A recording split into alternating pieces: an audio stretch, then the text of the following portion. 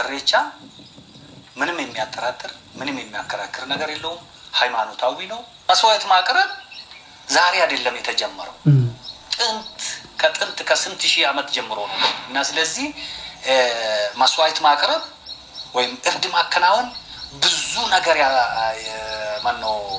ያስታርቃል። ያዝልኝ ብዙ ያዝልኝ። እንዴት ነው ታዲያ እነ ያሬድ እነ ልጅ ያሬድ ምን አባታቸው አገባቸውና ነው ያን ምስኪን አቅሙ ዶሮ የፈቀደለትን ሰው በእውነት እኔ አንጀቴን ነው የበላኝ ሰውየው ራሱ። እሺ ቀጥል። የሚፈቀድ ነው ይሁን። እሺ መንፈስ ያድሳል፣ ያስታርቃል፣ ከኃጢአት የመንጻት አይነት ነው። ለመጀመሪያማ ካልታረደበት መልካው ካልጠራ መልካን የማጥራት ነው። እዚህ ዛፍ የተለየ ክብር መስጠትና የተለየ ክብር ማድረጋለን። በቃ መጀመሪያ ካልታረደበት መልካው አለቀ። አሩሲ ውስጥ ኦርቶዶክሳውያኑ ከየቤቱ እየተወሰዱ ወንዝ ላይ የሚታረዱት ይቅር ብቻ ሄድ ቀጥል። ማንም እንዳይቆርጠው ማንም እንዳይነካው እዛ ስር ቁጭ ብለሽ ስለ ሃይማኖት ጉዳይ ትወያይ በመሆኑ መከበር እንዳለበት እዛ ስር ማረድ ትችላለሽ። በማረድ ግብር የሚባለውን ነገር ወይም የገሌ ይበላል የሚባለውን ነገር አያውቁ። ያም እንደዛ ነው። ቅቤ ተቀባ አይባልም። ሙዳ ተደረገ ነው። የሙዳ ስነ ስርዓት ነው። የሙዳ ስነ ስርዓት ነው እንጂ ቅቤ መቀባትም አይደለም። እንደዛ ቅቤ መቀባት አሁን ለአድራጊዎቹንም ቅቤ ነው የምትቀቢው ወይም ቅቤ ነው የምትቀባው ስትይ ለኪያዳ ኳኒ አዳማ ሙዳን ጎዳ ሙዳ ነው ማከናውነው እንጂ እኔ ተራ ቅቤ አይደለም የሚቀባው። ስነ ስርዓት ታስከብሪበታለሽ። ያልሆነ ሰው መብትሽን ቢዳፈር መጀመሪያ በትዕግስት ለመጨረስ በሰላም ለመጨረስ ይሄው እኔ ሳር ቆርጬልሃለሁ ተወኝት ያለሽ እሬቻ ማለት ነው። እሱ ይዟል ብዬሻለሁ። ለምለም ሳር፣ ለምለም ቅጠል፣ ለምለም አበባ እንደገና እንደ ፍቅር መግለጫም ትጠቀሚበታለሽ። ወንዶች የሚያጩት እንዳልኩሽ በእሬቻ ነው። በሰው ሃይማኖት ገብቶ አሁን የኛ ሰው የሚገርም የመጨረሻውን እንየውና እንሰነባበታለን። የዛሬ የእሬቻ እንትን አባቶቻችን አመስገን እንሄዳለን። እዚህ ላይ ሰው አፈጣጠር ምናምን መስለ እስቲ ቀጥል። ምንድን ነው የሚሉት? መንደርም መስርተው አምላካቸውን ፈጣሪን ማምለክ ጀመሩ ማለት ነው። አንድ ነገር ማወቅ ያለብን በሰሜን ምስራቅ አፍሪካ ከሜዲትራኒያን ባህር ጀምሮ እስከ ቪክቶሪያ ሐይቅ እስከ ማዳጋስካር ድረስ ሰሜን ምስራቅ አፍሪካ ነው የምንለው። ቀይ ባህርን ታኮ ስልጣኔ እዚህ አካባቢ ነው። የዓለም ስልጣኔ ራሱ ተብሎ ይወሰዳል። እዚህ አካባቢ ነው የተጀመረው። ይህ በአርኪኦሎጂ በብዙ መንገዶች የተረጋገጠ ነው። ለምሳሌ ሉሲን ማንሳት እንችላለን በቀላሉ ብዙ ቦታ ሳንለፋ ማለት ነው። ስለዚህ የሰዎች ተረጋግቶ አንድ ቦታ መኖር፣ እርሻን፣ እርባታን፣ የተለያዩ ነገሮች የሚኖሩበትን መጀመር፣ የመገልገያ ቁሳቁሶችን መስራት ከነዚህ ጋር ተያይዞ ተረጋግቶ አንድ ቦታ በመሆን በተለይ ብዙ ጊዜ የምንጠቀሰው ናይል ወይም አባይ በተለይ ወደ ኑቢያ አካባቢ አንዳንዶች ኑቢያ ይላሉ። ኑቢያ ነው። ኑቢያ ማለት እኛ ሀገር ነን እንደማለት ነው እና በዚህ ኦሮምኛ ነው ዶክተር? ያ ኦኬ ኦሮምኛ ነው። ስለዚህ እዛ አካባቢ ሰዎች ፈጣሪን ማምለክ ጀመሩ። የት ነው የሚያመልኩት? ይሄ ከዛሬ 12,000 ዓመት በፊት ያለውን ነው ማውራለን። ውሃ ባለበት ወንዝ ዳር በዋናነት ግን እንዳልኩ ናይል ወይም አባይ ወንዝ ዳር ፈጣሪን ማምለክ ይጀምራሉ። እንዴት አድርገው? ለምንድን ነው ወደ ውሃ የሄዱት? የህይወት መገኛ ውሃ ስለሆነ ይታመናል ሳይሆን ውሃ ስለሆነ ሳይንስም የሚያረጋግጠው ውሃ በሌለበት ህይወት አይኖርም አይፈጠርም ነበር። ስለዚህ ውሃ የህይወት መገኛ ነው። ይሄ የተረጋገጠ ነው። ከዚያ ደግሞ ውሃ የንጽህናም ተምሳሌት ነው። ተምሳሌት ብቻም ሳይሆን ደግሞ በውሃ ነው የምንነሳው። ውሃ ብዙ ነገር ያነጻል። በዚህ ምክንያት ነው። አንድ እንደገና እጽዋት ደግሞ ህይወትን የሚያስቀጥሉ ናቸው። በቃኝ ማምለክ የተጀመረበት ቦታ ምን ማታመጣብኝ ነገር ይበቃናል። ይሄን ያህል ካጫወቱን፣ ይሄን ያህል ካነጋገሩን ይበቃናል። ስንጠቀልለው ኢሬቻ ማለት የባዕድ አምልኮ ነው። አለቀ። የእምነቱ ስም ዋቄፈና ይባላል። አለቀ።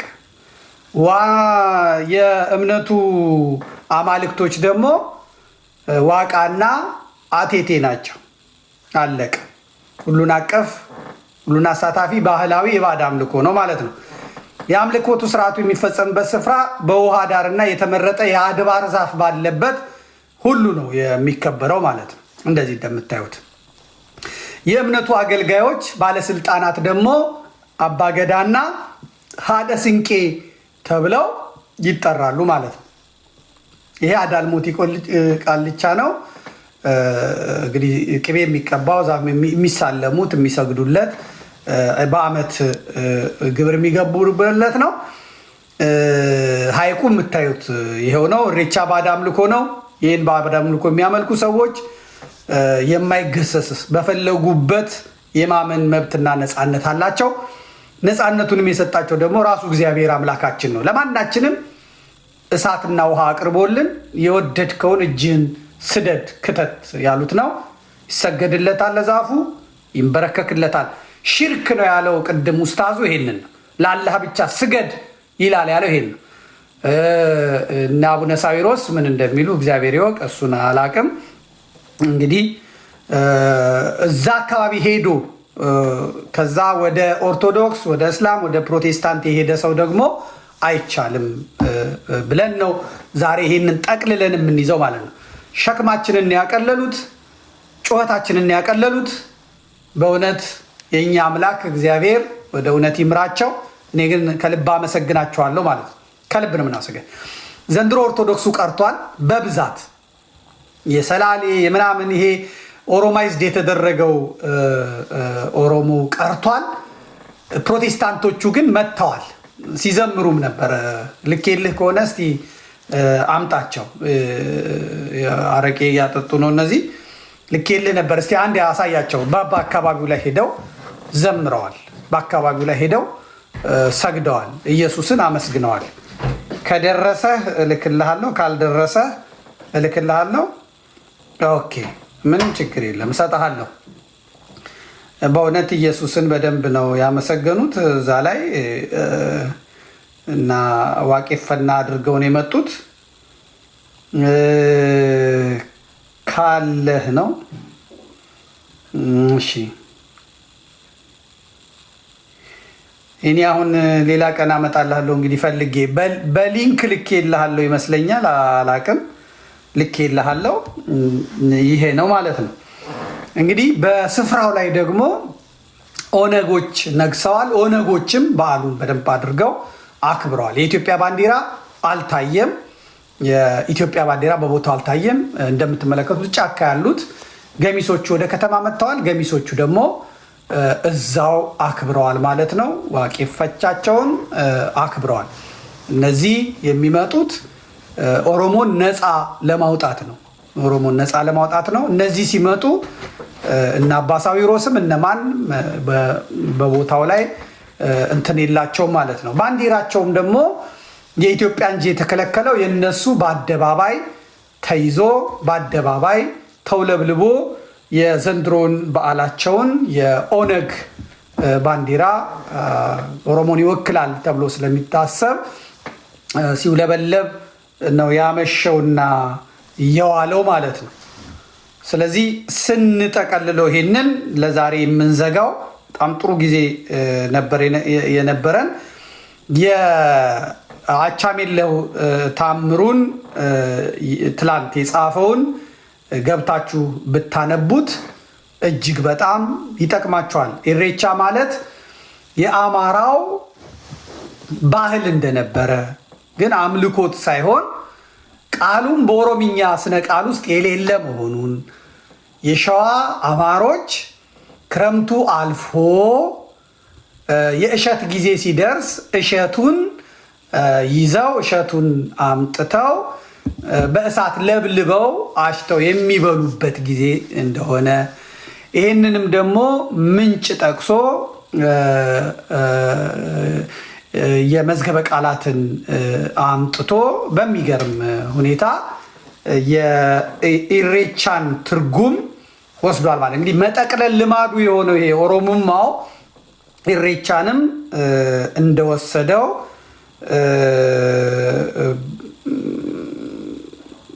በደንብ አድርጎ ጽፎታል ማለት ነው።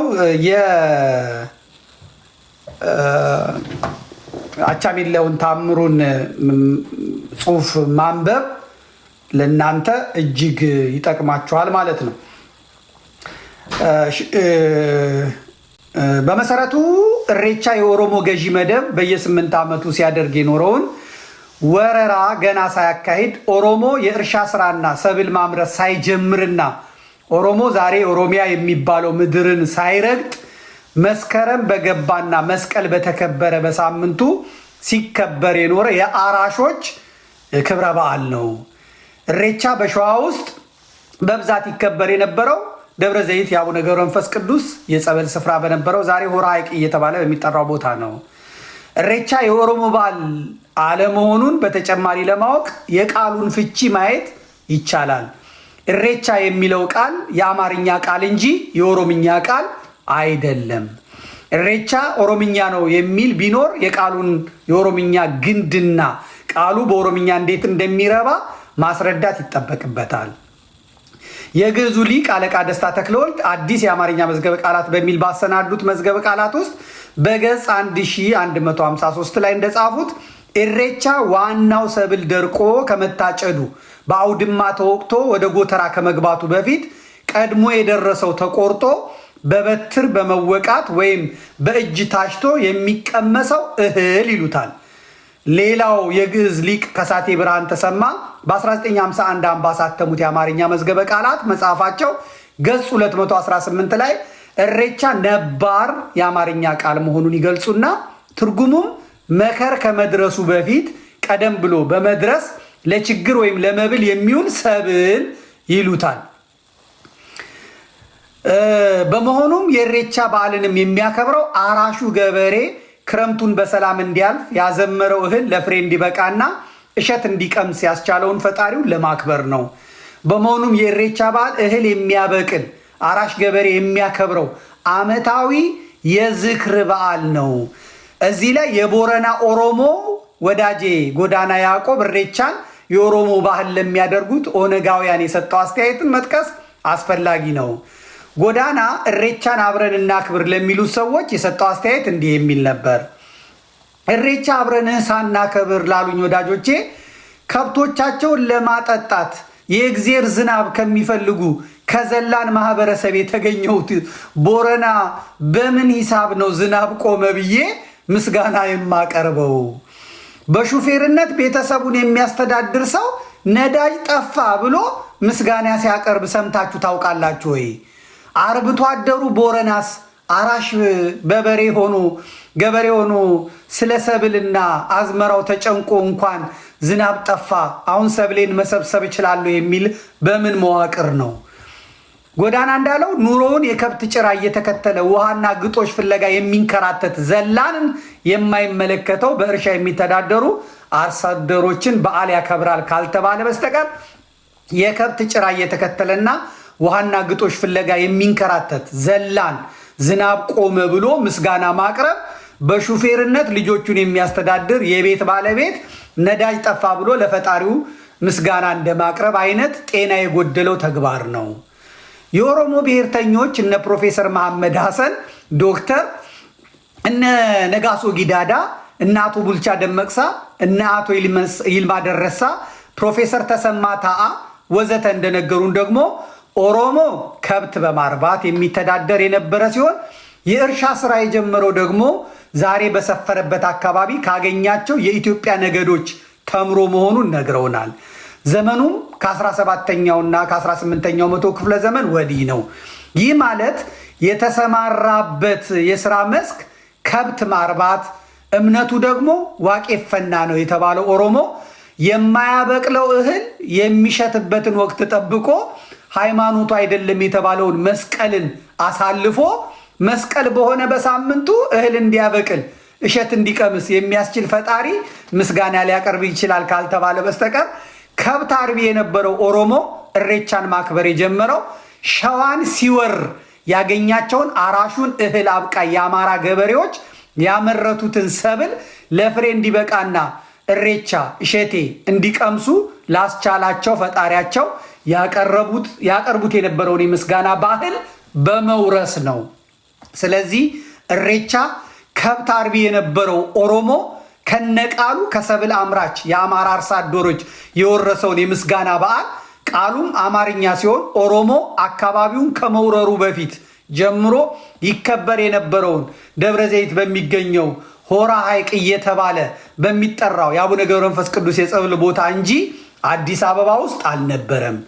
ይህ እውነት ቢሆንም ቅሉ ኦነጋውያኑ ኦሮሙማ ማዕከሉ ዘረፋ፣ ወረራና ቅሚያ ስለሆነ አዲስ አበባን ዳግማዊ ሚኒሊክ የጥንቱ በረራ ፍራሽ አድሰው እንደገና ከማቋማቸው በፊት የነበሩት ኦሮሞዎች እሬቻም ከነቃሉ የኦሮሞ አይደለም፣ አዲስ አበባ ውስጥም ተከብሮ አያውቅም የሚለው የታሪክ እውነታ ደንታ አይሰጣቸውም።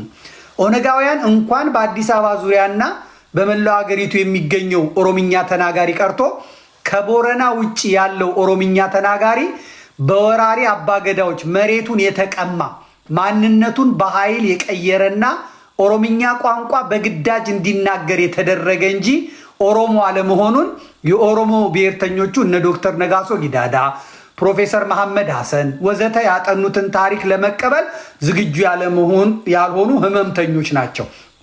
በየትኛውም የኢትዮጵያ ክፍል ትክክለኛ ኦሮሞዎቹ ወራሪዎቹ አባገዳዎችና የነሱ ዘመዶች ብቻ ናቸው። ከነሱ ውጭ ያለው ነባሩ ህዝብ ተገዶ ኦሮምኛ እንዲናገር ተደረገ እንጂ ኦሮምኛ ስለተናገረ ኦሮሞ አይደለም። ኦሮምኛ የሚናገረው ሁሉ ኦሮምኛ እንዳልሆነ እውነተኞቹ ኦሮሞቹ ራሳቸው ምስክር ናቸው። በእውነተኞቹ ኦሮሞዎች ትውፊት ውስጥ ሰግለን ቦረና ሰገልተማን ገርባ የሚባል አባባል አላቸው። ይህ ማለት ወደ አማርኛ ሲተረጎም 9 ኦሮሞ ነው፣ 9ኛው ገርበ ነው ማለት ነው። ገርበ ማለት ኦሮሞ ሲስፋፋ ያስገበራቸውና ባሪያ ያደረጋቸው ነገዶች የሚጠሩበት ስያሜ ነው። ገርባ የባሪያ ስም ነው። ኦሮሞ ያስገበረው የባሪያ ስም ማለት ነው። ለምሳሌ በቀለ ገርባ ይባላል። በቀለ ገርባ ማለት እንግዲህ ገርበ በዚህ ትርጉም መሰረት የባሪያ ልጅ ማለት ነው።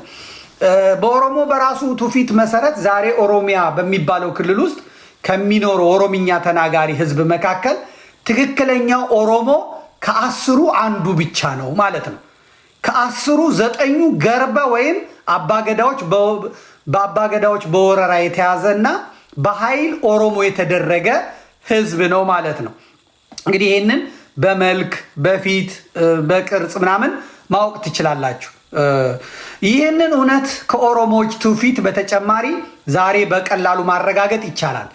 የሰላሌና አምቦ ህዝብ የዲኤንኤ ውጤት እንደሚያሳየው ዝምድናው ከምንጃር ወይም ጅሩ ህዝብ ጋር እንጂ ከቦረና እውነተኛ ኦሮሞዎች ጋር አይደለም።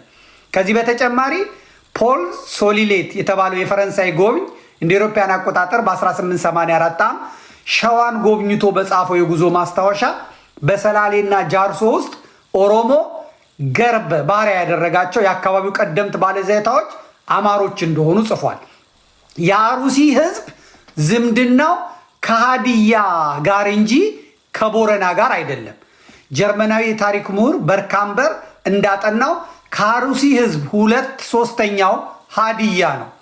የጅማ ህዝብ ከየምና ከከፋ ህዝብ እንጂ ከኦሮሞ ጋር ምንም ዝምድና የለውም። አባጅፋር ራሱ አረብ እንጂ ኦሮሞ አይደለም። ወለጋ እውነተኛ ኦሮሞዎች ከ110 አይሞሉም። እውነተኛ ኦሮሞዎች ለባሪያ ፍንገላና ውሃና ሳር ፍለጋ መጥተው ሌላውን ገርብ አድርገው የቀሩት አባገዳዎችና ልጆቻቸው ብቻ ናቸው። የትኛውን ብሔርተኛ ቢሆን አገር ማፍረስ እንጂ አገር ማስተዳደር አይቻለውም። በየትኛውም ዓለም ብሔርተኛ ሆኖ በመንግስትነት ተሰይሞ አገር ሲያፈርስ እንጂ አገር ሲያረጋጋና ሲያስተዳድር ታይቶ ተሰምቶ አይታወቅም። በኢትዮጵያም ሆነ በዓለም ታሪክ በብሔርተኛነት እሳቤ በመንግስትነት ተሰይሞ አገር የሚያስተዳድር እርሾና የስነ መንግስት እሳቤ ያለው አገዛዝ የለም። የኦሮሞ ብሔርተኞችም ዓለማቸውም ወንድም በወንድም ላይ እህት በእህት ላይ በማስነሳት የኦሮሞ ኢምፓየር ቅዠታቸውን ማሳካት እንጂ ኢትዮጵያ የምትባል ሀገር የማስተዳደር ፍላጎት እርሾና የስነ መንግስት እሳቤም የላቸውም። ከነገዳቸው ውጭ ያለውን የተቀረውን ኢትዮጵያ አንድ አድርጎ ይዞ ለመቆየት የሚያስችል ባህላዊም ሆነ ስነ ልቦናዊ እሴት እንዲሁም የስነ መንግስት አስተሳሰብ የሌላውን ዘርፍና ወረራንና መውረስን ፖለቲካቸው ያደረጉ ያበዱ ብሔርተኞች መንግስት ይሆናሉ ብሎ ማሰብ ውሻ ነከሰኝ ብሎ ለጅብ አቤት እንደማለት አይነት የዋህነት ነው። ብሔርተኛ ሁሉ አገር ማፍረስ እንጂ አገር ማስተዳደር እንደማይችል ያለፉት 40 ዓመታት የኢትዮጵያ የቁልቁለት መንገድ ምስክር ነው። ልክ በቅሎ ክስ መጣብኝ፣ ክስ መጣ እዚህ እንትን ሊዘጉት ነው። ቲክቶኩን ዝጉት ከፈለጋችሁ መልሼዋለሁ። ስማ ዋጥ ዝም ብለህ ልክ በቅሎ እንደማትወልድ ሁሉ የነገዱ ሳይሆን የኢትዮጵያ ስነ መንግስት እሳቤ የሌለው ከነገዱ ውጭ ያለውን የተቀረውን ኢትዮጵያን አንድ አድርጎ ይዞ ለመቆየት የሚያስችል ባህላዊም ሆነ ስነ ልቦናዊ እሴት ያላዘ ማናቸውም አይነት የሁሉም መንግስት የመሆን ችሎታ የለውም። ያለው ችሎታ ቢኖር እንደ ወያኔና ኦነግ የሌላውን መዝረፍ፣ መቀማት፣ መቀራመት፣ መውረስና የተሰራ አገር ማፍረስ ብቻ ነው። ባጭሩ እሬቻ በኦሮሞ ብሔርተኞች የተዘረፈ እንጂ ኦሮምኛም የኦሮሞም አይደለም። እሬቻ ኦሮሞ ከባንቱ ወርሶ ኢትዮጵያን ከወረረበት የአባገዳ ስርዓት ጋር የሚያገናኘው አንዳች ነገር የለም።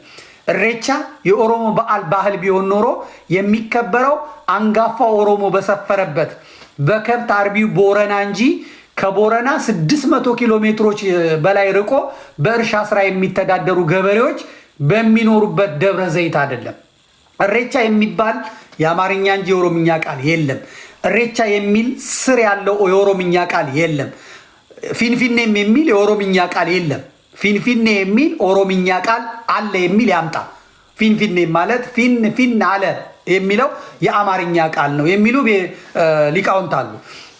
ባለፈው ዓመት እሬቻ ቃሉም ሆነ ባህሉ የኦሮሞ አለመሆኑን በጻፍኩት ጽሁፍ ላይ አንዱ የኦሮሞ ብሔርተኛ ፕሮፌሰር ባቀረበው ትችት እሬቻ ኦሮምኛ ነው፣ ህርሱ የሚል ቃል በኦሮምኛ ውስጥ አለ፣ ትርጉሙም መስጠት ማለት ነው። ስለዚህ እሬቻ የተወሰደው ከህርሱ ነው የሚል መልስ ቢጤ ጽፎ ነበር። ይህም የኦሮሞ ብሔርተኛ ፕሮፌሰር ግን የበዓሉን ትርጉም ህርሱ የሚል የኦሮምኛ ቃል ከሆነ በዓሉ ኦሮምኛ ወዳልሆነው ወደ እሬቻ ለምን እንደተቀየረ አልነገረንም።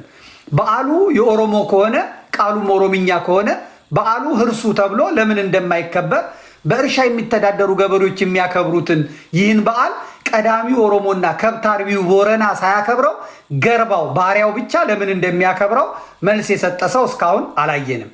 በእውነቱ እሬቻ የኦሮሞ ባህል ቢሆን ኖሮ ቃሉ ኦሮምኛ፣ በዓሉንም ከሁሉ በፊት እሬቻን ሊያከብሩበት የሚገባቸው ገርባዎች ባሪያዎች ሳይሆኑ ትክክለኛዎቹ ኦሮሞዎች ቦረናዎች ነበር። ያልተበረዘው ቀዳሚው ኦሮሞ የሆነው ቦረና የማያከብረው በዓል የኦሮሞ በዓል አይደለም። ቦረና ራሱ እሬቻ የገርባ በዓል ነው የሚለው። እሬቻ የኦሮሞ ባህል አለመሆኑን ለማወቅ ቃሉ አማርኛ እንጂ ኦሮምኛ አለመሆኑን፣ በዓሉም በእርሻ የሚተዳደሩ እንጂ የከብት አርቢዎች በዓል አለመሆኑን፣ በዓሉ ኦሮሞ የእርሻ ስራን ከመልመዱ ዘመን በፊት ዛሬ በሚከበርበት በደብረ ዘይት የአቡነ ገብረ መንፈስ ቅዱስ የጸበል ቦታ በአማሮች ሲከበር የኖረ በዓል መሆኑን፣ ገርባው እንጂ ያልተበረዘውና ትክክለኛ ኦሮሞ የሆነው ቦረና ቃሉንም ሆነ በዓሉን የማያውቀው መሆኑን፣ ይልቁንም እሬቻ ሲከበር የኖረው ትክክለኛ ኦሮሞ የሆነው ቦረና ከሚኖርበት 600 ኪሎ ሜትር በላይ ርቀት ላይ መሆኑን ማስታወስ በቂ ነው። ቦረና የማያከብረውን በዓል ገርባው ባሪያው የኦሮሞ ነው ብሎ ማክበሩ የሚያሳየን ነገር ቢኖር ገርባው ኦሮሞ አለመሆኑን ብቻ ነው። ኢሬቻ የኦሮሞ ቢሆን ኖሮ ቃሉ ኦሮምኛ ይሆን ነበር። በዓሉም በገርባው ምድር ሳይሆን ትክክለኛ ኦሮሞ የሆነ ቦረና በሚኖርበት በቦረና ምድር እንጂ ቦረና ከሚኖርበት አካባቢ 600 ኪሎ ሜትር በላይ ርቆ ገርባ እንጂ ቦረና በማይኖርበት ምድር በሸዋ ውስጥ አይከበርም ነበር። ይኸው ነው አለ አቻሜለው ታምሩ። ተንቀሳቃሹ ላይብረሪ ማለት ነው። ሞግት አሁን መተ ሞግት ዘርፎ ቁጭ ብሎ እንዲህ ነው እንዲያ ነው ማለት አይደለም። ስለዚህ ዛሬ ኢሬቻን በደንብ ያወቅንበት ኢሬቻን ደግሞ ኢሬቻ ያበላንበት ቀን ነው ዛሬ። ሀቅን መናገር ጥሩ ነው። ሀቅን መናገር ጥሩ ነው። ኦሮሞ የራሱ ባህል፣ የራሱ ሃይማኖት፣ የራሱ እንትን ያለው ያው ቦረና ውስጥ ያለው ኦሮሞ የማያውቀውን ተገዶ ተጨፍልቆ እንትን ያለው ማክበር የለበትም። ሻሸመኔ የአማርኛ ቃል አይደለም፣ የኦሮምኛ ቃል አይደለም። ሻሸመኔ የማን እንደሆነ ባለቤቶቹ መናገር ይችላሉ። እና ችግር ነው ብቻ በጣም ብዙ ነገር ነው ያለው። መወያየት ግን ጥሩ ነው። መነጋገር ጥሩ ነው። ደፈር ብሎ መነጋገር መወያየት እጅግ በጣም በጣም በጣም ጥሩ ነው። እና ቤተ እምነቶቹ እየተሰሩ ነው። አሁን በመንግስት ወጪ በባለ ሀብቶች ትእዛዝ የአማራ ባለ ሀብቶች ለልማት ብለው በሚሰጡት ብር ነው አሉ የሚሰሩት አሉ። አሁን ውስጡን እንደዚህ አድርገውታል። የግብፅን ባንዲራ አድርገውታል። እያንዳንዱ የዋቄፈና ቤተ እምነት ይሄ እንደዚህ ይመስላል። ኢንጂነሮች ተባበሯቸው። አሁን እባካቸው አዲስ ሃይማኖት ስለሆነ አሁን የቅድሙን ያሳለፈው እስኪ የቅድሙ እንትን ነው የሚመስለው ቤተክርስቲያን ነው የሚመስለው። ጉልላቱን ላለው አረንጓዴ ቢጫ ቀይ ያለው ከላይ መስቀል ነው የሌለው ነው እና እንደዚህ ይሄ ደግሞ የመስጊድም ይመስላል የሆነ አዳራሽ የሆነ ነገር ይመስላል። ይሄኛው ደግሞ የሆነ ነው በጣም ሀብታም የሰራው ይመስለኛል። መጋላ ቃቂ ላይ የተሰራ ነው። የዋቄፈና እንትን ነው። ይሄኛው ደግሞ ትንሽ ወደ ውጭ የኖሩ ሰዎች የመጡና ተከታዩ ተቋም በደቡብ ማዕከል የቡሌ ሆራ አካባቢ የተሰራ ነው እና ኢንጂነሮች አንድ ወጥ ነገር የኦሮሞ ኢንጂነሮች አንድ ወጥ ነገር ብታረጉ ላይ ጥሩ ነው። ይሄ ደግሞ ሆርዶፍ አማነ አራቱ ነው እንገልማ የሆነ ቦታ ነው ዱቫን ይላል። እንኳን ደህና መጣችሁ ነው የሚለው። እነዚህ ሁላ የምትመለከቱት የመልካ ጎሎልቻ ጉልማ ነው ገልማ ነው እና ደከመ። ይሄ ደግሞ ያዘው እስቲ። ይሄ ደግሞ ደብረ ዳሞን ይመስላል። የደብረ ዳሞ አቡነ አረጋዊ ገዳምን ይመስላል። ይሄ ተንኮለኛ የትግሬ ኢንጂነር የሰራው ይመስላል። ይሄ በእውነት የደብረ ዳሞም እንደዚህ ነው። የትግራይ ቤተክርስቲያኖች እንደዚህ ነው የሚመስሉት፣ ግን ላይ ጉልላት አላቸው እነሱ ተዘበራረቀ እና አንድ ወጥ ብታረጉላቸው ጥሩ ነው ባይነኝ። እኔ ምክር ነው የምሰጠው። እኔ ሌላ ነገር ምንም እንትን የምለው የለም። የዛሬው ዝግጅታችን ይሄን ይመስል ነበረ። ኢሬቻ የዋቄፈና ሃይማኖት ነው። እንትናችንን የምንጨርሰው የዋቄፈናን ሃይማኖቶች ለነ አቡነ ሳዊሮስ፣ ለነ አባ ሕፃን፣ ለነ ቀሲስ ታጋይ በማስታወስ